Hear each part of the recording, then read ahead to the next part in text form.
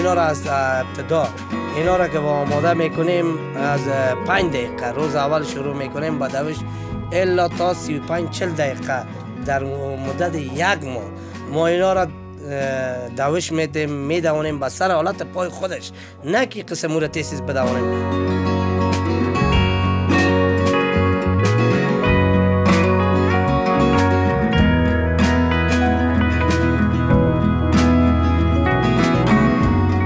کلنگی هم کم از پالوان نیست.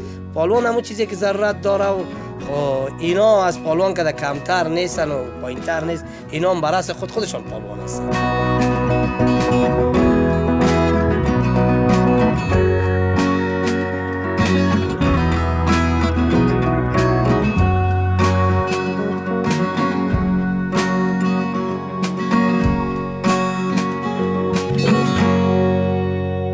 سلام، وقتتون بخیر هموطنان عزیز. ان شاء الله که جور صحتمند و سرحال باشین هر کجای دنیا که هستین.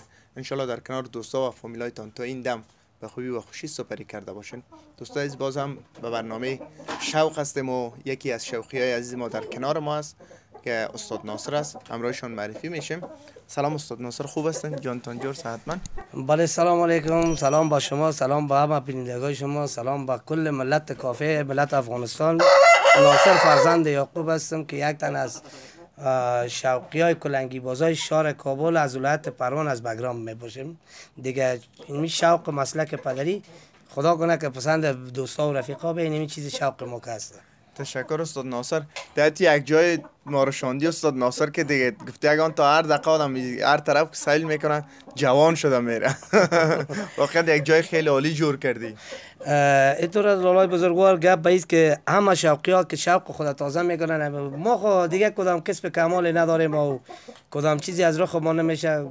خداوند کل جوان ها را هدایت بده و کل شوقی ها را، کل همه جوان مردا را. چنین این مسلک ماست، مسلک پدری، شوق ماست، فروش خرید فروش ما و میست شوق ماست، علاقه ما زینمی چیزا دیگه. بازم خدا کنه که دوستا خوش کنن. ان شاء الله که خوش دوستا میای، خوش هموطنا میای، هر کجایی که هستن در بیرون کشور داخل کشور.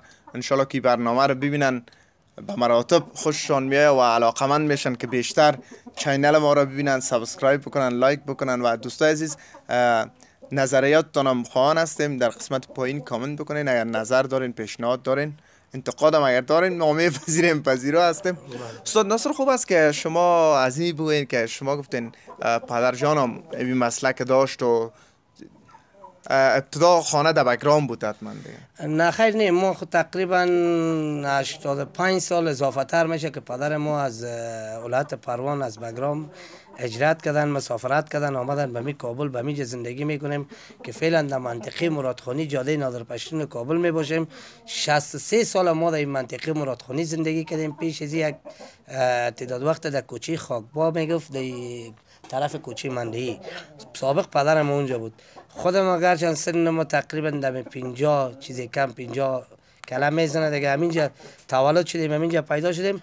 باز هم این مسلک پدری ما، شوق ما، حاجت لاف و گپا نیست و لاف زدن دروغ گفتن ما را بد ما میه دیگه. این مسلک پدری ماست، کسب ماست. ما زمین شکر خدا الحمدلله شکر میکشیم. از زمین یگایه نفقه فامیل خودم درست میکنیم و جوانا و کاکاهای افغانستان اونا هم که ما شوق خودم میکنن دیگه. ان شاء الله خدا میره. دقیقاً تا زمانی که شما باشین، شوق دوستای شوقی ما، کسی که شوق کلنگی داره، شوقشان تازه می باشن.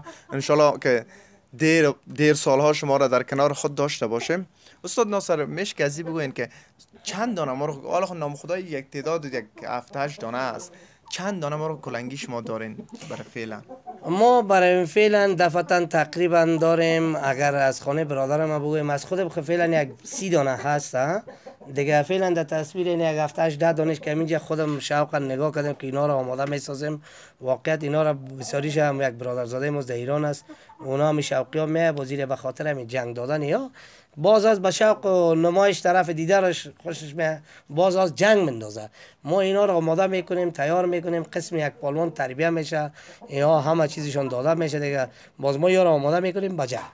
از آماده کردن یاد کردی، اکثریت شوقی هایی است که مثلا کسی که سگ جنگی داره صبحکی دوش میته برشان، کسی که گرگ داره همچنان دوش میته و گپا. اینا چگونه آماده میشن؟ مرغای کلنگی به خاطر جنگ میخوای که آماده شه و آماده جنگ شه و برن یا در میدان جنگ با یک مرغ دیگه بجنگن. می شیوه آماده شدن از یا چه قسم است؟ یا را دوش میتین کدام دانه مشخص داره؟ وقت نا وقت می زمانایی که مثلا برشان کدام جای مشخص داره که میبریشان چه قسم؟ نه یا خودت راست لالای قرنم که این مرغا که از همین قسم که تو برش گفتی که سگ و گرگ و چیزا را آماده میکنن دوش میتن. ما اینا را از ابتدا اینا را که با آماده میکنیم از 5 دقیقه روز اول شروع میکنیم با دوش الا تا 35-40 دقیقه در مدت 1 ماه ما اینا را دوش میدوانیم با سر حالت پای خودش، نه که قسم او را تیسیز بدوانیم، با حالت پای خودش گردش بدیم که نفس یا پخته شود.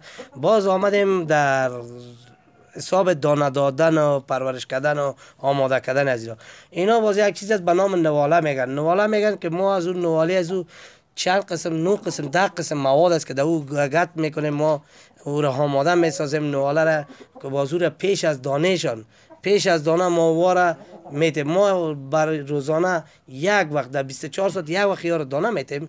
بعد از پیش از دانه دادنشان یا را تقریبا 5 دانه نواله جور میکنیم و از یا میتیم که یا هم تو خودشان جانشان آماده شود و بسیار سر پای باشن.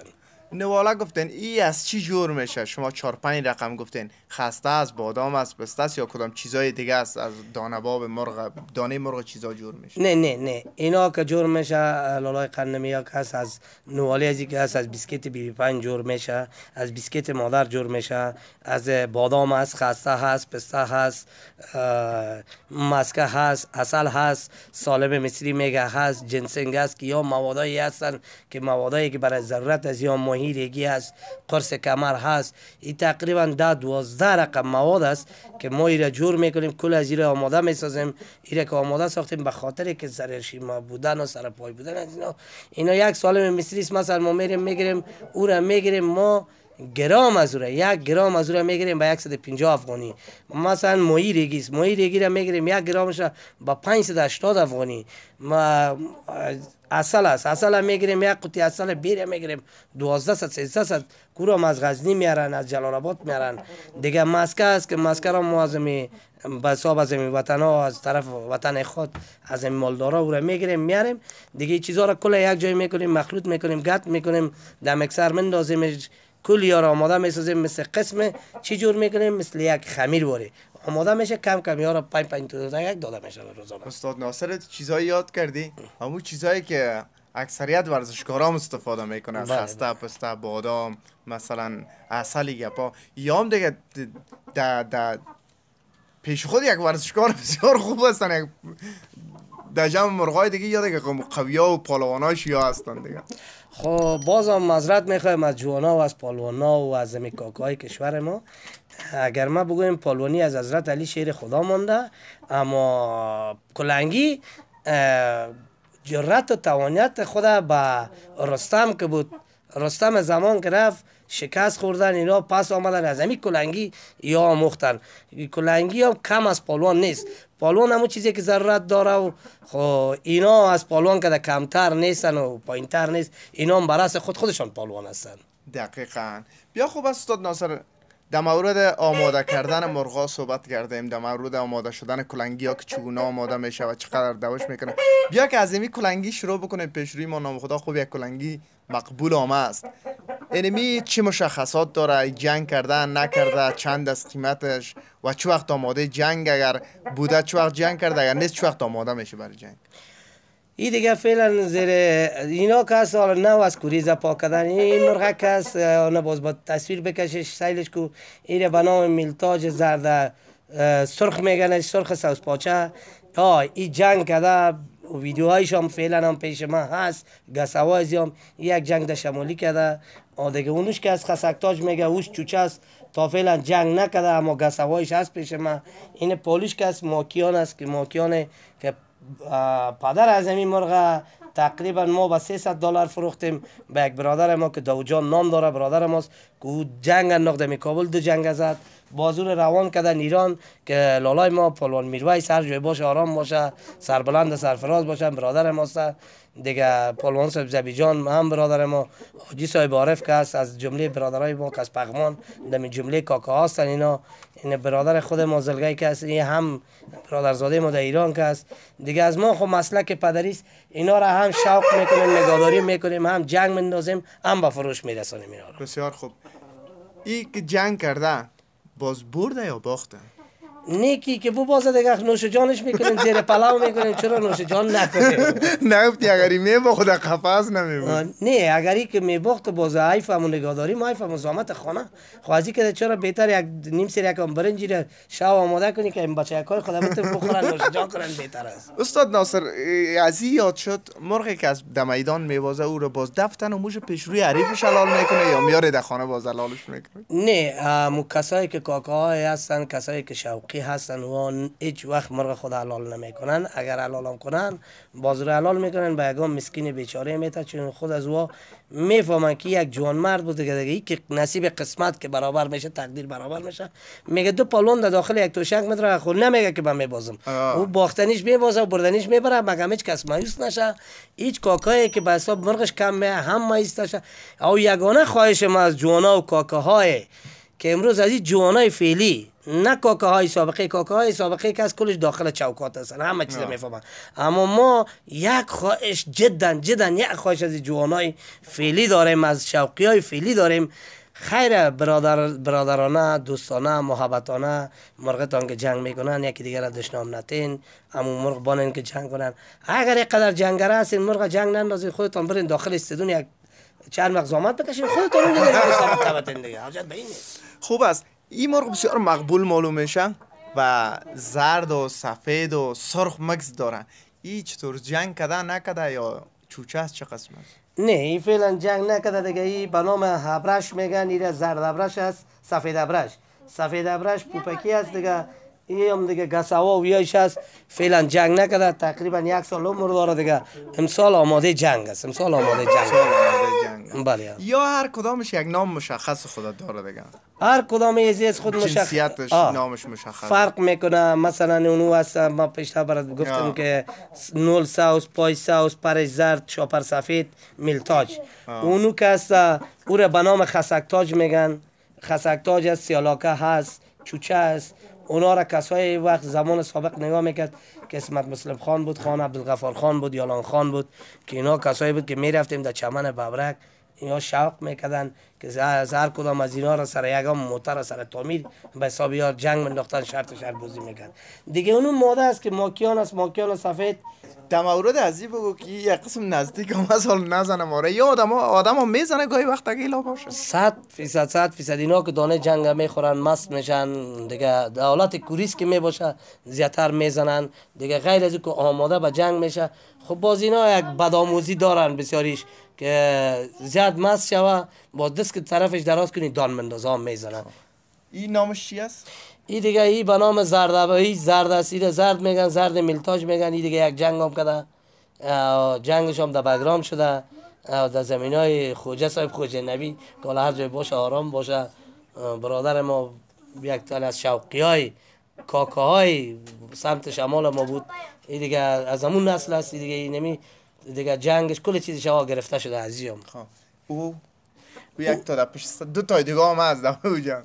اونو که است به نام کفتتاج میگه. کفتتاج سیالاکه است، ساوس پاچه، که او مرغه که تا فعلا نه جنگ کردن دیگه. او چوچه است. او چوچه است دیگه. او دیگه نو در پرورش همی است که به حساب آماده شوه کم کم وزن بگیره و جان بگیره به جنگ. اونو مرغه که است از یک دکتر برادر ماست. دکتر صاحب نام داره. او دو جنگ در شمالی کرده. او هم دیگه یک جنگ هم همیجا کابل پیش خودم مکده. فعلا در کوریز است. خب بسیار. استاد ناصر من یک چیز متوجه شدم در مرغای کلنگی این قسمت سینه شان جاغور یک طرف است از یا از دیگه مرغا این وسط است. از یا چرا یک طرف است از یا می قسمت از یا از او هم از دیگه شم یا در جنگی رقم خراب میشه یا متو است از یا؟ نه نه یا در جنگ خراب نمیشه. اینا که نام خدا بسیار پرخور هستن. خب یکم آدمای پرخور واره اینا پرخور هستن دیگه. یا که زیاد خوراک میکنن همین طرف راست از اینا، همین جاغور زیادتر طرف راست کش میکنن، چون شش و همین چیزای مرغا که هست همگیش میده که از طرف راست است از اینا. یا که طرف راست است همین جاغور از یا قسمت. وای کس خسکی کس وا که میخوره وا خود چیزی نمیخوره که چیز خوبه بخوره و مثلا جاغور از او قدر پرشه اون نان ترکده و چیزا میخوره. اینا دیگه خوراکشان گندم است و باجره است و خسته است و پسته است و بادام است و این دیگه نام خدا دیگه خوراک از یام بالاست. خوراک این دیگه هر کس نگاه میکنه نمیتونه تا خوب شوقی نباشه. در مورد جنگ میشه که یاد کنیم و زمانی که ما مثلا دو کلنگیر جنگ مندازیم این کدام رنگ مشخص داره یا متو الاس چه قسم است؟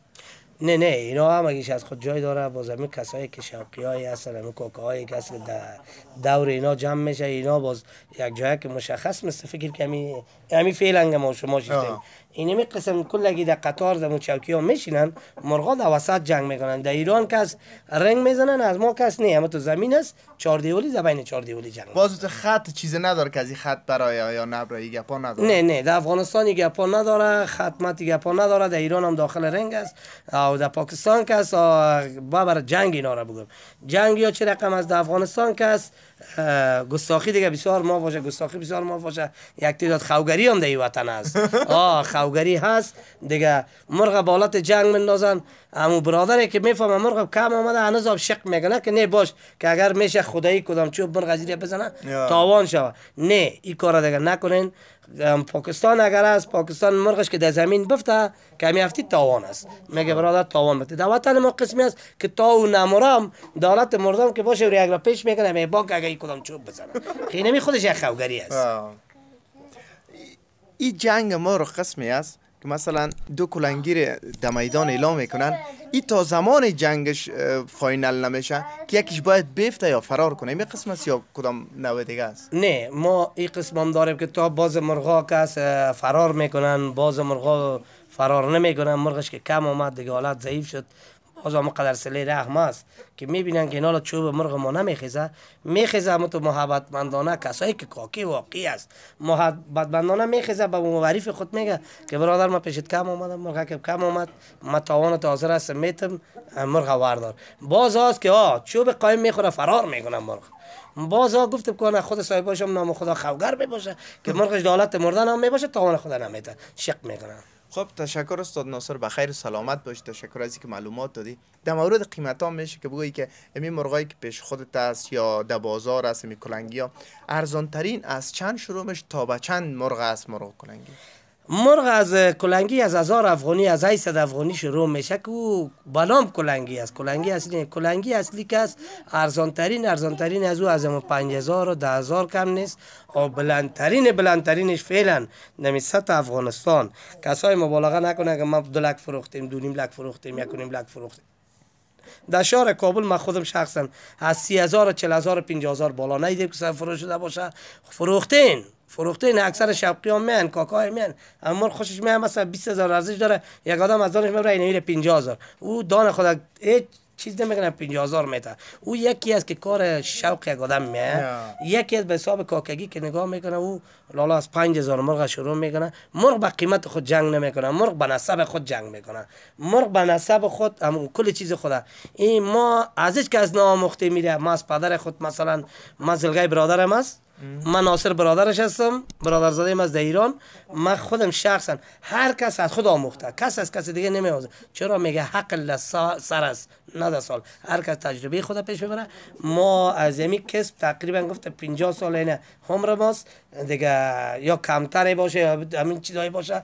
اینمی از سن 5 سالگی به این بچه‌های خودم از همچنان میبینین بازونا به تصویر بکشین کلی ناشوقی همه فامیل ما زن و اولاد و خرد کلان به خدمت همین مرغاست. ما خدمت کلنگی را میکنیم. کلنگی می قیمتایش است که این کلنگی که خودم است یکیش همین که در ساوز پاچه از 18000 خریده شده اما در 20-25 هم ندادیمش. اون خسک تاج است 15000 میطلبن، 18000 میطلبن نمیتونم.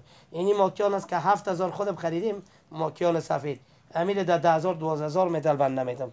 این یکش از 10000 خریدیم، اونوش است اون دو آخر که میبینیم اون 12000 خریدیم، اینی رو 10000 خریدیم. اینی 8000 خریده شد. این قسم مرغای این رقمی است. تشکر، بخیر سلامت باشی، قربانت. قربان قسمی شما، که سلامت باشی. نرخای مرغا رو گفتیم یالی 1.5 لک دم گرد ما چکر میزنه در قفسا انداخته. تشکر، بخیر باش استاد ناصر، خدا قربان نگهدارت. شما، سلامت باشه. بازم یک جان سپاس، بازم از معذرت میخوایم از شما که بسامد شدین اینجا آمدید پیش ما. ما خواهش همین خوشی ماست که همین هر کس هر جای باشه، هر دوست ما باشه، آرام باشه.